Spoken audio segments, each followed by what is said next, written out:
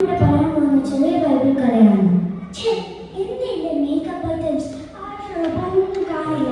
എവിടെയാണ് ഞാൻ കൊണ്ട് വെച്ചത്? അവിടെ ഞാൻ പോവാണേ എന്റെ മണ്ണ കാണാൻ.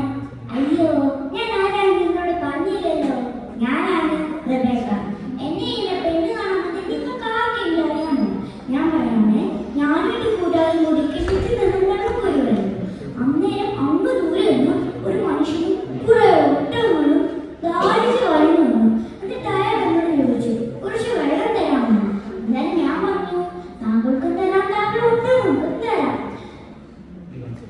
എന്നിട്ട് അയാൾ കിണറ്റിൽ നിന്ന് ഞാൻ വെള്ളം കോരി എടുത്തു കൊടുത്തു. എന്നിട്ട് അയാൾ എന്നോട് പറഞ്ഞു, ഞാനാണ് എലിയാസർ.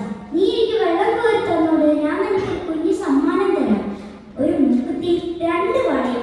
കണ്ടോ എന്റെ മൂക്കുത്തി, കണ്ടോ എന്റെ 2 വള, നല്ല ഭംഗിയല്ലേ? എന്നിട്ട് എലിയാസർ എന്നോട് ചോദിച്ചു, നീ ഏതാ കൊച്ചേ? നിന്റെ വീട്ടിൽ എനിക്ക് താമസിക്കാൻ സ്ഥലം തരുമോ?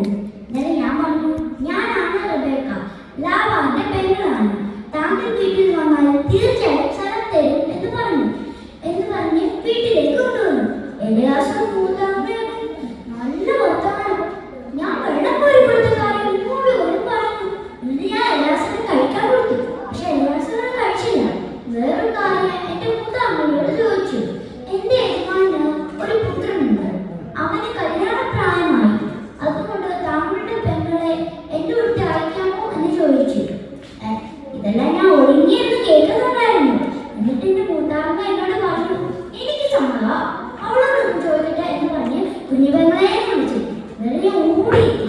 എന്നിട്ട് എന്റെ മൂത്താമ്മ എന്നോട് ചോദിച്ചു, ഇയാളുടെ യജമാന്റെ മകനെ കല്യാണം കഴിക്കാൻ എനിക്ക് താല്പര്യമാണ്.